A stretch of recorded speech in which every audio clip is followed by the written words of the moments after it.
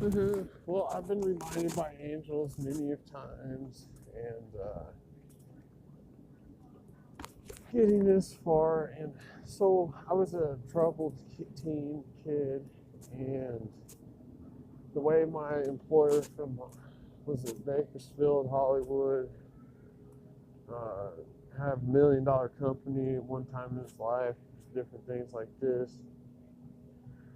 Ended up having to be my trainer to do training for a troubled teen.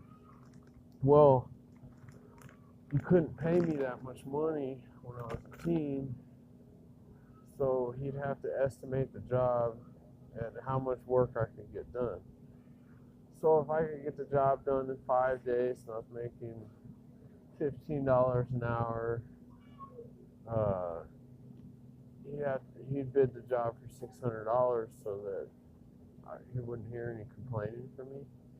And then he'd say, "Hey, I got the work for you. You did the work, and it took you extra time. It's your fault you weren't working. You're drunk or hungover or still sleeping in, and you're only working 5 hours that day because it was only going to take you this much time. That's how I've been keeping track of you." Well, I'd be a troubled teen, and I would be messing up, and I would be drinking, and I would be doing these things. I'd be showing up to work late and stuff. And there's only so much money available to me that was estimated time to take to get the job done. So when I try to sit on the job for extra 2 hours doing nothing, and then when payday comes up, I'd run into complaints. It wasn't too fun when that happened, because it's like, okay, you're not going to get paid that much money now because you're putting us behind.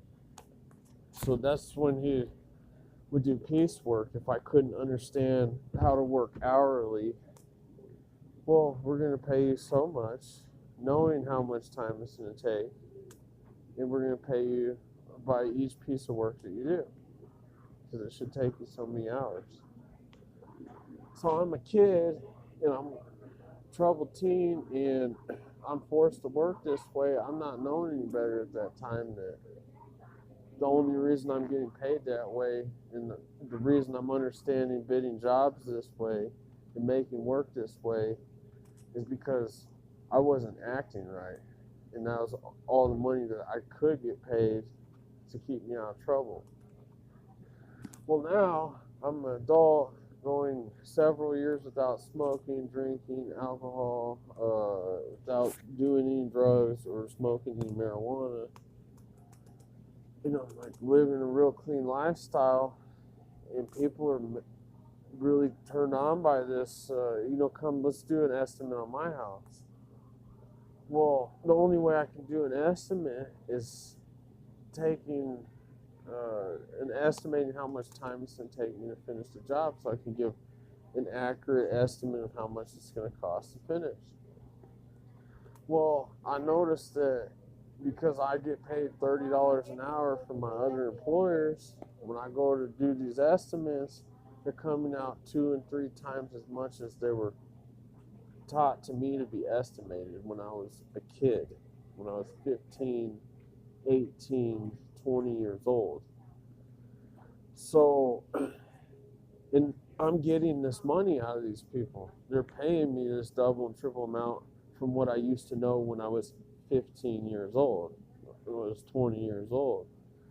And it's pretty easy. Well, then it comes into this situation of not knowing any better. They're like, okay, we want 2 people on the job. Okay, now you got to pay me $30 an hour, and you got to pay someone else $30 an hour. And it's coming out to about $2,000 a week to pay us. And some people don't have that understanding of why it's costing now 4 times as much money as it would cost twice or 3 times as much money. And it's because you're now requesting 2 people to be working. Well, the way that I estimate work, I can work 2 people, 3 people, 5 people. I can estimate work for 15 people. But then when I go and turn in my estimate, how much work Todd can do because he works slower than Jacob, and Jacob's doing good because he's working normal, he's average, he's walking the right amount of steps with his pedometer each day, he's not causing injury to his feet and hurting himself at work. And then I got Julio, he's over there, he runs around and he gets everything done and he thinks everyone else doesn't work hard enough. And Julio's getting mad at me because I'm not telling anybody working harder than average, but I know Todd is equal opportunity. He's got, he works a little bit slower. He can't do it any faster, even though he's real intelligent. His mind doesn't work that way. So I'm coming in here and I'm estimating how much work Todd can do. Okay, it's costing just a little bit more for Todd. It takes him an extra couple hours a week to get some project done that someone else does average pace. And I'm estimating the average pace person. This is how much work I'm getting done for the average pace person. But then I'm estimating Julio. I'm like, dang, I'm making money. Julio's making me some money. He's taking 15, 20,000 steps a day, getting 2-3 times the amount of work done each week. And then Julio breaks down after about 30 days. I can't go to work. He throws a drunk. He goes on a bender because his feet have blisters. His freaking toes are bleeding. His muscles are sore. He tried to lift something too heavy than he was supposed to lift.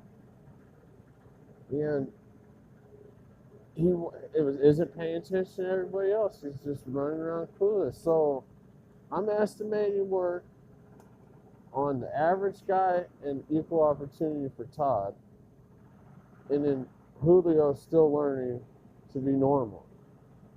So when you think Julio is the way the work is supposed to be done, and you're not paying attention to what's average and what's normal there, and you think that work needs to be done that way, and that's how people need to get paid, completely wrong. You got to work at the right kind of pace where you got the pedometer, you can only take 7,000 steps a day. You don't want to hurt yourself with taking 20,000 steps a day. And that's the way that we get it done. So I go in and I'll estimate this, but I'm working with people that are afraid of me to estimate that way.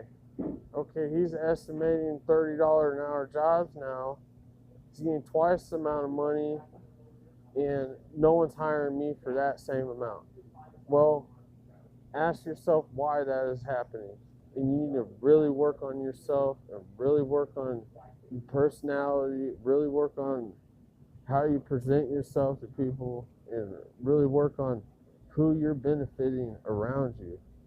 So when I come in and I'm trying to put a company together and I want 100 employees, I anticipate that I can estimate someone to pay me however $1 million a year, how much, whatever it is, $60,000 salary a year for 100 people. So that's $6 million a year. I can do that, and that's what's starting to happen. But then they're getting freaked out because I'm the one managing that kind of amount of money, and they're not allowed to. Well, go look at yourself, figure out where your life's at, and see why my life is headed the way that it is, and how much work did I put in to head that way. So it really need to get put across, because people are starting to starve out there. There's not enough work for anybody. And people think that they're charging too much when they're not. So go figure that out. You got to be a manager. You got to be a coach. You got to be a team player. You cannot just benefit, oh, I need all the money. It's like, okay, then if you act that way, 20 of your family members are going to end up starving because all the money's in your pocket and you're not sharing. So go figure it out.